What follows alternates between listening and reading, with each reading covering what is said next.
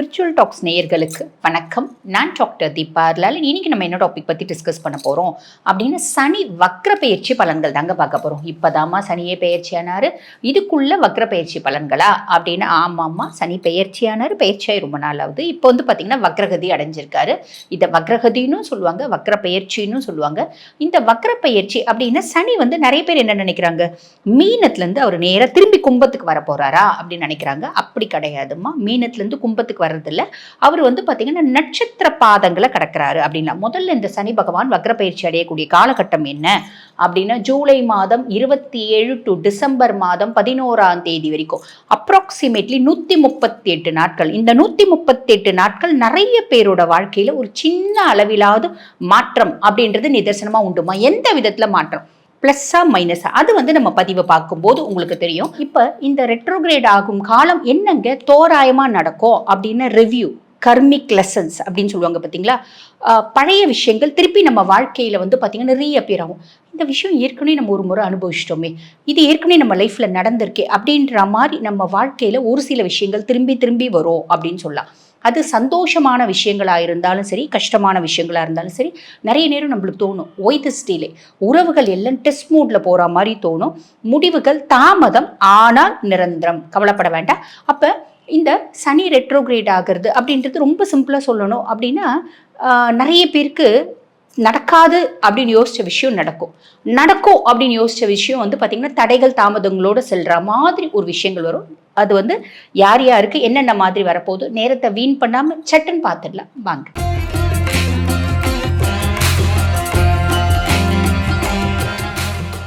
கன்னிராசி அன்பர்கள், உங்களுக்கு இந்த சனி பகவான் வக்ரகதி அடைஞ்சிருக்கிறது என்ன மாதிரி பலன்களை கொடுக்க போகுது அப்படின்னா ரொம்ப சிம்பிளுங்க. ஆல்ரெடி சனி பகவான் உங்களுக்கு கண்டக சனியா இருக்கிற பட்சத்துல குடும்பத்துல முக்கியமா நம்மளோட லைஃப் பார்ட்னருக்கும் நம்மளுக்கும் ஒரு பஞ்சாயத்து அப்படின்றது வந்துச்சு. நான் 2 வார்த்தை பேசினா அந்த அம்மா எப்பயுமே 4 வார்த்தை பேசும். இப்ப நான் 2 வார்த்தை பேசினா 200 வார்த்தை பேசுது. என்னால முடியல, என்ன பண்றதுன்னு தெரியல. யார் வாயினாலும் அடைச்சிடல, என் பொண்டாட்டி வாயை அடைக்க முடியாதாட்ட இருக்கு. யார் வாயினாலும் அடைச்சிடல, என் புருஷன் வாயை அடைக்க முடியாதாட்ட இருக்கு. இதுதான் கண்ணியினோட மைண்ட் செட். இப்போ அவங்களோட மைண்ட் வாய்ஸ் இதுதான். சரி, ஃபர்ஸ்ட் விஷயம் இது. அதுக்கப்புறம் நான் பாட்டுன்னு என் வேலையை செஞ்சிருப்பேன். ரொம்ப சிம்பிள்ங்க. நான் பாட்டுன்னு போனேன், திடீர்னு ஒரு பெரிய ஆக்சிடென்ட். திடீர்னு தாங்க ஆக்சிடென்ட் நடக்கும். கரெக்டு தான், திடீர்னு தான் ஆக்சிடென்ட் நடக்கும். இது இங்கேருந்து ரொம்ப தூரம் போனால் பரவாயில்ல. 2வது தெரு பால் வாங்க போனேன், சைக்கிளில் போனேன், கீழே உழுந்தெழுந்து காலை உடச்சிட்டு வந்தேன். என்ன பண்ணுறது? இந்த மாதிரி ஒரு சின்ன விஷயத்தில் ஒரு பெரிய இம்பாக்ட், அது ஒரு ஆக்சிடென்ட், எலும்பு சார்ந்த பிரச்சனைகள் அப்படின்றத நிறைய கண்ணி சந்திச்சாங்க. அதுக்கும் மேலே ஹெல்த் இஷ்யூஸ் எப்படின்றத சந்திச்சாங்க. ஆக அப்போ சனி உங்களுக்கு கண்டங்களையும் ஒரு விதமான செக்ஸையும் வந்து வச்சுட்டு இருந்தா, இப்போ சனி பகவான் வக்ரகதி அடைஞ்சிருக்குது. அதுக்கும் மேலே குருனோட உச்ச பார்வை 9ஆம் பார்வை சனி மேலே. சனி உங்களை எந்த விதத்துலையும் வந்து பார்த்தீங்கன்னா டார்கெட் பண்ண போகிறதே இல்லை. இது ஒரு பெருத்த ரிலீஃப் அப்படின்னு சொல்லலாம், பெருத்த ரிலீஃப். அதுக்கு மேலே வேற ஏதாவது நல்லது நடக்குமா? சனி எங்களுக்கு எடுக்க போகிறது இல்லைன்னு சொல்லிட்டீங்க, ஓகே, ரொம்ப சந்தோஷம். ஏதாவது நல்லது கொசுரா இந்த கொத்தமல்லி கறிவேப்பிலை மாதிரி ஏதாவது எங்களுக்கு கிடைக்குமா? ரொம்ப சிம்பிளாக சொல்லணும் அப்படின்னா கிடைக்கும். எப்படி கிடைக்கும்? சனி என்ன பாவத்துக்கு அதிபன் உங்களுக்கு? 5 மற்றும் 6ஆம் பாவத்துக்கு அதிபன். அந்த பாவங்களுக்குரிய உங்களோட நீண்ட நாள் ஆசைகளை நிறைவேற்றி கொடுப்பா. ரொம்ப எளிமையா சொல்லணும் அப்படின்னா, எனக்கு திருமணமாகி 15 வருஷம் ஆகுதுங்க. இது வரைக்கும் குழந்தை பிராப்தமே இல்லை. நிறைய பேருக்கு குழந்தை பிராப்தம் அப்படின்றது வரும். பூர்வீகத்துல ஏகப்பட்ட சொத்து இருக்குங்க. அந்த சொத்து எங்களுக்கு வந்தா நல்லா இருக்கும்னு ஆசைப்பட்டோம். அது ஒன்றும் கண்ணு கெட்டின தூரம் வரைக்கும் வரத்துக்கான சாத்தியக்கூறே இல்லைங்க. ஒரு சிலருக்கு அது வரத்துக்கான வாய்ப்பு உண்டு. அதே மாதிரி வந்து பாருங்க, பூர்வீகத்துல ஒரு வீடு இருக்கு. அதை வியாபாரம் பண்ண கடன் அடைக்கலான்னு பாக்குறோம், வியாபாரமே ஆக மாட்டேங்குது. நானும் இருக்கிற புரோக்கர் எல்லார்கிட்டையும் சொல்லிட்டு, எல்லார்கிட்டையும் கெஞ்சிட்டு, எல்லாரும் காலையும் ஊழாத குறைதான். ஆனாலும் வியாபாரம் ஆக மாட்டேங்குது. இந்த காலகட்டம் அவங்களே வந்து பாத்தீங்கன்னா ஒரு வாங்கக்கூடிய ஒரு பர்சன் அவங்களே வந்து உங்களை அப்ரோச் பண்ணுவாங்க. வியாபாரமாய் அது மூலியமா நீங்க ஏதோ ஒரு சுப செலவு அப்படின்றது பண்றதுக்கான வாய்ப்பு உண்டு. என் குழந்தை, அதனால நான் ரொம்ப கஷ்டப்படுறேன். 1ஆ 2ஆ? என்ன கஷ்டம்னு சொல்ல. என்னம்மா கஷ்டப்படுற உன் குழந்தைனால? 1ஆ 2ஆ? நான் என்னன்னு சொல்லுவேன். சொல்ல ஆரம்பிச்சா ஒரு நாள் போதாது. அது பண்றது எல்லாமே எனக்கு கஷ்டமா தான் இருக்கு. அப்படி புலம்புற பர்சனாலிட்டியா நீங்க? இப்போ வந்து பாருங்க, எல்லாருமே அப்படிதான் புலம்புறாங்க. பிள்ளைங்க சார்ந்து மன உளைச்சல் அப்படின்றது எல்லா பேரண்ட்ஸ்க்கும் இருக்கு. இதுல அப்பாக்களை விட்டுருங்க, அம்மாக்களோட கஷ்டம்ன்றது ரொம்ப வந்து குழந்தைங்களால கஷ்டத்தை அனுபவிக்கிறாங்க. அதனால நிறைய அம்மாக்களுக்கு உடம்பே முடியாம போகுது. அப்படிப்பட்டவங்க கூட இப்ப புள்ள ஒரு நாளைக்கு 10 பிரச்சனை பண்ணும்னா, இப்ப ஒரு 8 பிரச்சனை பண்ணும், 2 பிரச்சனை ஓயும். அப்பயும் 8 பண்ணுமா? ஓரளவுக்கு பண்ணதாம்மா செய்யும். ஏன்னா இங்க குடுக்க போறவர் சனி. பெருசா எல்லாத்தையும் குடுத்துற மாட்டாரு. கொஞ்சம் தான் குடுப்பாரு. ஞாபகம் வச்சுக்கோங்க. சரி. ஆக இந்த மாதிரி நிறைய நல்லது வரும். நான் ஒரு நல்ல பிள்ளைய லவ் பண்ணியிருந்தேங்க. அது என் வாழ்க்கைய விட்டு போயிடுச்சு. Don't worry. அது திரும்பி வரத்துக்கான வாய்ப்பு உண்டு. நான் ஏகப்பட்ட லவ் பண்றேன். எந்த லவ்வும் வந்து பார்த்தீங்கன்னா, எனக்கு சக்சஸே ஆக மாட்டேங்குது. இந்த காலகட்டம் ஒரு நல்ல பிள்ளையினோட லவ் அது ஆல்ரெடி போயிருந்தாலும், இல்ல லைஃப்ல புதுசா வந்தாலும், அந்த லவ் அப்படின்றது சக்சஸ் ஆவறதுக்கு வாய்ப்பு உண்டு. யுஜி படிக்கிறதுக்கு நான் பிளான் பண்ணிட்டே இருக்கேங்க. 3, 4 முறை நீட் எக்ஸாம்ஸ் எழுதிட்டேன். கிடைக்கவே இல்ல. அது என்னோட கனவு. கனவு நிறைவேறதுக்கு வாய்ப்பு உண்டு. இது எல்லாமே நடந்துருமா? ஏதாவது ஒரு சிலது நடக்கும். புரியுதுங்களா? அதே மாரி எனக்கு ஏகப்பட்ட கடன் இருக்குங்க. அந்த கடன அடைச்சுட்டா நிம்மதியா இருக்கும்னு நெனைக்கிறேன். பொதுவாவே காலபுருஷனுக்கே 6ஆம் பாவம் நீங்க. பெருசா கடன் அப்படின்றது எப்பயுமே வாங்கக்கூடாது. கண்ணி ஞாபகம் வச்சுக்கோங்க. கடன் வாங்குனா, நம்ம என்ன பண்ணுவோம்னா, அந்த திருப்பி திருப்பி கடன் வாங்கக்கூடிய சூழ்நிலை அப்படின்றது உருவாகும். அப்ப நெறைய பேர் கடன் வாங்கிட்டு இருக்கங்க. இல்லைங்க ஏகப்பட்ட கடன் இருந்துச்சு. கடன்லாம் இப்ப தான் அடைச்சு நிம்மதியா இருந்தேன். திருப்பி கடன் வாங்குற மாரி ஒரு சூழ்நிலை வருது. அப்படின்ற மாரி ஒரு விஷயம் இருக்கு. அப்படின்னு யோசிச்சு கடன் வாங்குங்க. அதே மாரி கடன் வாங்கும்போது, நம்ம வந்து பார்த்தீங்கன்னா, எவ்ளோ நம்மளுக்கு தேவையோ அந்த அளவு மட்டுமே வாங்குங்க. பெரிய லெவல்ல கடன் வாங்கிடாதீங்க. ஏகப்பட்ட கடன் இருக்குங்க. இன்னும் அடைக்கவே இல்ல. கடன அடைக்கணும்னு யோசிச்சுட்டு இருக்கேன். அடைக்கிறதுக்கான வழியும் வாய்ப்பும் ஏற்படும். 10 பேர்கிட்ட கடன் இருக்குங்க. அட்லீஸ்ட் ஒருத்தவங்க கிட்டயாவது அடைப்பீங்க. ஆக இந்த மாதிரி கடுமையான நோயினால கஷ்டப்படுறேன். வைத்தியம்ன்றது சரியா டாக்டர்ஸ் கிடைக்கல. இந்த காலகட்டம் நல்ல டாக்டர்ஸ் அப்படின்றது கிடைப்பாங்க. அவங்களோட வைத்தியம் மூலியமா கிளிக் ஆவறதுக்கான வாய்ப்பு. ஸோ உங்களோட நீண்ட நாள் ஆசைகள், இத வந்து பார்த்தீங்கன்னா, ஒரு சில ஆசைகள் நிறைவேறும். முக்கியமா உங்களுக்கு 5ஆம் பாவம் குறித்தும், 6ஆம் பாவம் குறித்தும், கடன், நோய், எதிரி குறித்தும் குழந்தைங்க பூர்வீகம் சார்ந்தும் இருக்கக்கூடிய ஆசைகள் சிலது நிறைவேறும். இது வந்து ஒரு பெரிய பிளஸ். ஓகே. இப்ப 138 நாட்கள்ல முதல் சொல்ட்டீங்க. கடைசி அந்த 40 நாள். 98 நாட்களுக்கு நீங்க சொல்ட்டீங்கம்மா. 100 நாளுக்கு சொல்ட்டீங்க. கடைசி அந்த 40 நாள். அப்டின்னா, கடைசி 40 நாள் வந்து பார்த்தீங்கன்னா, சனி பகவான் வக்ரகதி அடைஞ்சிருக்காரு. குருனோட பார்வை கிடையாது. அப்ப என்ன தோணும் அப்டின்னா, பூர்வீகம் சார்ந்து முற்பகுதியில நெறைய உறவுகள்லாம் உங்க கூட வந்து உறவாடும். நெறைய பேர் கூட பூர்வீகம் சார்ந்து சொத்து பத்து வரும், உறவுகள் வரும், பிரிஞ்சு போன சொந்தங்கள் வரும். சந்தோஷமா இருப்பீங்க. பிரிஞ்சு போன வெளி சொந்தம்லாம் பரவாயில்லைங்க. தூரத்து சொந்தம்லாம் பரவாயில்ல. எங்க அம்மாவே பிரிஞ்சு இருந்தாங்க. இப்ப எங்க அம்மா வந்து சேர்ந்தாங்க. எங்க அம்மா வழி சொந்தங்கள் வந்து சேர்ந்தாங்க.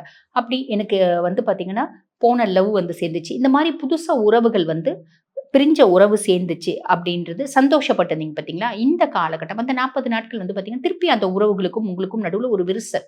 அப்ப தோணும். உறவுகள் எல்லாம் டெஸ்ட் மோட்ல போறா மாரி தோணுதேப்பா! உறவுகள்லாம் திருப்பி பிரியிறாங்களே! திருப்பி வந்து சேர மாட்டாங்களா? அப்படின்ற குழப்பம்லாம் வேண்டாம். அவங்களா விலகுறாங்கன்னா விலகட்டும். அவங்களா திரும்பி வந்தாங்கன்னா, வந்தா அக்செப்ட் பண்ணிக்கோங்க. விலகுறாங்கன்னா, ஓகே, பை அப்படின்னு சொல்லிடுங்க. ஃப்ரீயா வந்து பார்த்தீங்கன்னா, ரொம்ப ஸ்போர்ட்டிவா எடுத்துக்கோங்க. லைஃப் நல்லாருக்கும்.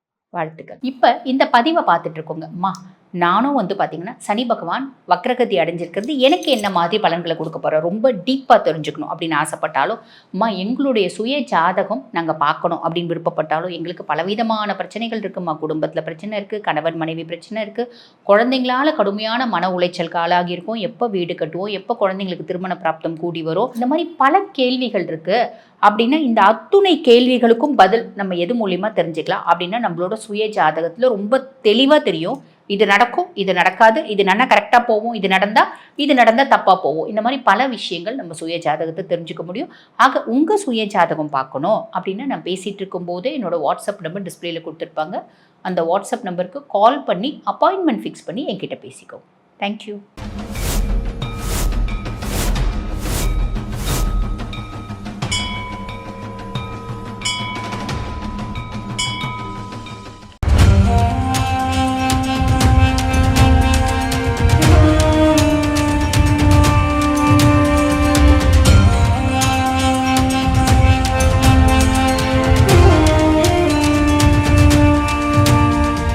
எல்லா ஊர்லேயும் சாமியை வந்து அடித்து துரத்தி அனுப்புகிறாங்க. அதன் பிறகு பார்த்தீங்கன்னா இந்த பூண்டிக்கு வராரு. இங்கே இருக்கவங்க பக்கத்தில் இருக்கவங்க எல்லாம் சேர்ந்து சாமியை வந்து திருவண்ணாமலைக்கு போகிற வழி மல்லவாடி காட்டில் எடுத்து போய் வெட்டி போட்டு வந்துடுறாங்க. எப்படின்னா தலை தனியாக, கை தனியாக, கால் தனியாக, பீஸ் பீஸாக வெட்டி போட்டு வராங்க.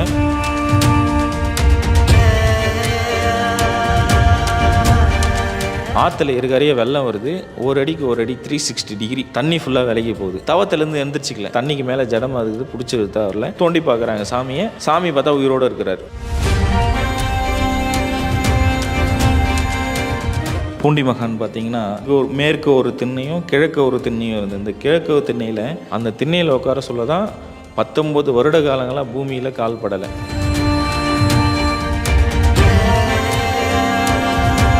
ஜமீன்தாரர் வந்து கேட்குறாரு, சாமி உங்களுக்கு அப்பா அம்மா யார், அண்ணன் தம்பி யார், நீங்கள் எங்கேருந்து வந்தீங்க உங்களுக்கு பசங்க இல்லையா, குழந்தை இல்லையா, உங்கள் மனைவி இல்லையான்னு கேட்குறாங்க. அப்போ சொல்கிறாரு, அண்ணாமலையாரும் உண்ணாமலை அம்மனும் தான் எனக்கு அப்பா அம்மா, பசங்கன்னு பார்த்தீங்கன்னா நீங்கள் தான் என் பசங்கன்றாங்க. உங்களுக்கு என்ன வயசாகுது சாமி அப்படின்னு சொல்லிட்டு கேட்குறாங்க. நான் அண்ணாமலையார் கோவில் கட்ட சொல்ல எங்கள் அப்பாவுக்கு நான் கல் எடுத்து கொடுத்தேன் குழந்தையிலேருந்து.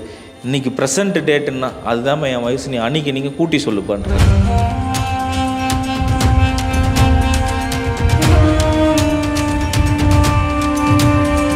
என்னை பார்க்கணுன்னு ஆசைப்பட்டால் திருச்செந்தூர் முருகர் கோயிலில் பாதாள லிங்கத்தில் ஐபூதங்களில் நான் ஒன்று, நீ வந்து என்னை எப்போ வேணால் தரிசனம் பண்ணிடான்னு குறிப்பு கொடுத்துட்டு போயிருக்காரு.